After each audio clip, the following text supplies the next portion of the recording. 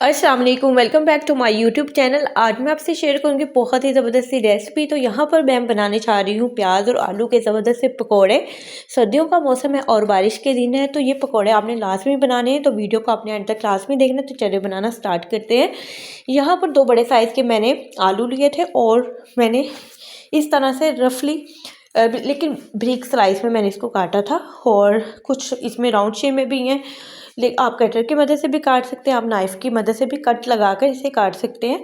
और साथ ही मैंने एक बड़े साइज़ का यहाँ पर प्याज लिया था और प्याज को भी मैंने यहाँ पे कटर की मदद से थोड़ा सा बारीक चॉप कर लिया था। और 1 से 2 यहाँ पर सब्ज़ मिर्चें ऐड की मैंने इसमें।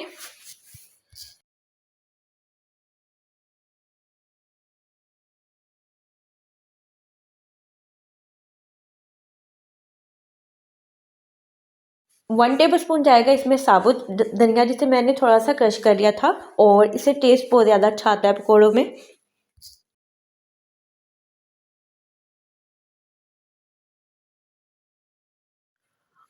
और पकौड़ों में पुदीना और सब्ज़ जो धनिया होता है वो लाज़मी ऐड किया करें, अगर आपके पास घर पे मौजूद नहीं है। सब्ज़ चटनी अगर आपने बना कर रखी हो या पुदीने या धनिया की, तो वो भी आप इसमें ऐड कर सकते हैं। तो मैंने 1 टेबल स्पून इसमें ऐड की थी। इससे टेस्ट बहुत अच्छा आता है और इसमें खुशबू बहुत ज़्यादा अच्छी आएगी। और स्पाइसेस इसमें ऐड कर लेते हैं। 1 टेबल स्पून जाएगी इसमें रेड चिली पाउडर,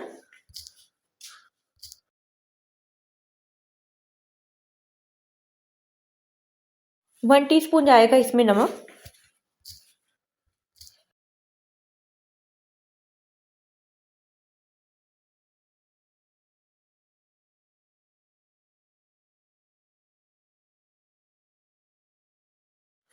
और यहाँ पर 1 कप मैंने लिया था बेसन। बेसन को आपने अच्छी तरह से छान लेना है। और बारिश के मौसम में आपको पता है कीड़े वगैरह भी इसमें हो जाते हैं और लम्स वगैरह भी इसमें होते हैं, तो इसे छाना बहुत ज़रूरी होता है।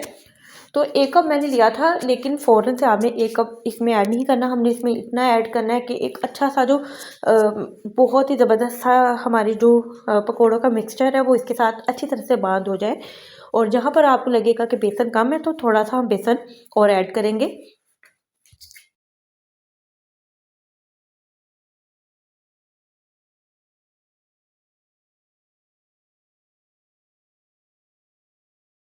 तो यहाँ पर बेसन मुझे कम लग रहा था और जितना मैंने 1 कप लिया था बेसन, वो पूरे का पूरा मैंने इसमें ऐड कर दिया है। और ऐड करने के बाद स्पून को हम एक साइड पर रखेंगे और बिल्कुल हाथों की मदद से इसे अच्छी तरह से आपने मिक्स करना है, ताकि जिस तरह एक कोई भी चीज़ आप डो वगैरह तैयार करते हैं, तो अच्छी तरह से हमने इसको हाथों की मदद से मिक्स कर लेना है। बिल्कुल थोड़ा-सा दबा-दबा के करेंगे ताकि इसकी बाइंडिंग भी होती जाए साथ।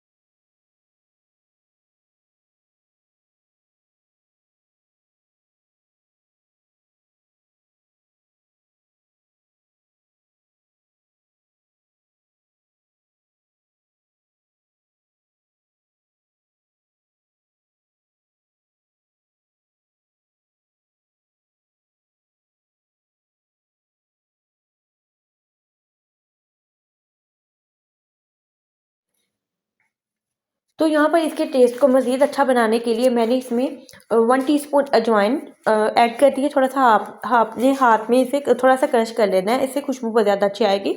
तो तमाम चीज़ों को दोबारा अच्छी तरह से हम गूँथ लेते हैं, ताकि तमाम चीज़ें यकजान हो जाए और हमारा जो यहाँ पे पकौड़ों का जो मिक्सचर था वो तैयार हो गया है। और अब मैंने ऑयल जो है मैंने गर्म करने के लिए रखा हुआ था और बिल्कुल मीडियम आंच पर हम इसे फ्राई करेंगे।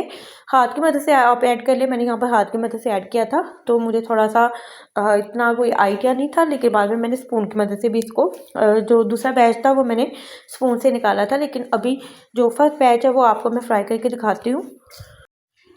और थोड़े-थोड़े से फासले पर आपने डालते जाना है, बहुत ज़्यादा ओवर आपने इसको भर नहीं देना कि फ्राई होने के लिए भी इसके लिए बिल्कुल भी स्पेस ना रहे, तो बहुत ईज़िली आपने इसको फ्राई करना है।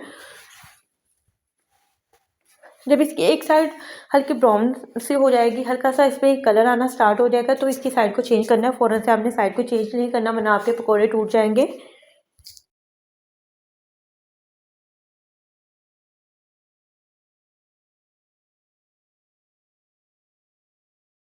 तो यहाँ पर पकौड़ों को फ्राई होते तकरीबन 4 से 5 मिनट हो गए थे और 4 से 5 मिनट के बाद आपने इसकी साइड को थोड़ा-सा चेंज कर देना है, ताकि दूसरी साइड भी अच्छी तरह से इसकी फ्राई हो जाए। 4 से 5 मिनट हम दूसरी साइड पे देंगे और मीडियम आंच पर आपने इसे फ्राई करना है। बहुत ज़्यादा आपने हाई फ्लेम पे बिल्कुल फ्राई नहीं करना है, इससे पकौड़े जो हैं वो ब्राउन तो हो जाते हैं, लेकिन अंदर से कच्चे रह जाते हैं।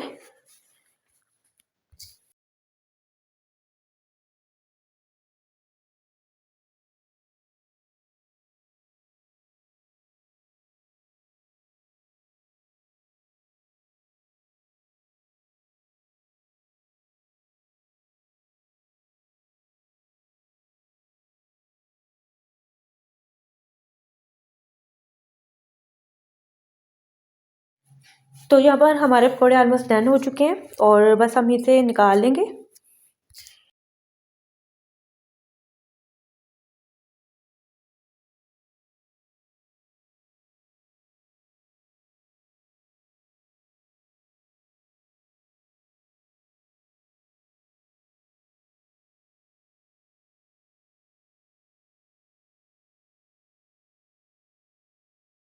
और दूसरा बैच जो है वो मैं इसका बिल्कुल स्पून की मदद से ऐड करूँगी और इसी तरह से आपने फासले पर डालते जाना है यहाँ पर।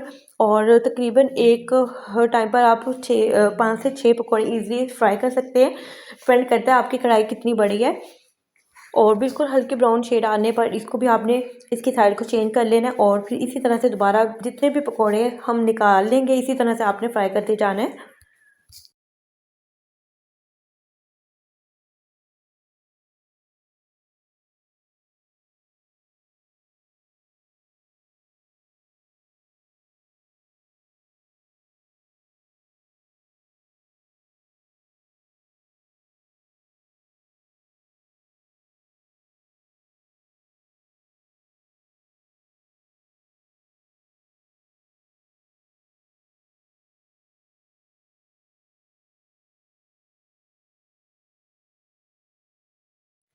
तो तमाम पकौड़े यहाँ पर मैंने निकाल लिए थे और इसे स्ट्रेनर से स्ट्रेन कर लेना है आपने, ताकि जो एक्स्ट्रा ऑयल है इसमें से निकल जाए। उसके बाद आप किसी भी न्यूज़पेपर में या आप टिश्यू पेपर के ऊपर इसे रख लें ताकि एक्स्ट्रा ऑयल इसमें से निकल जाए।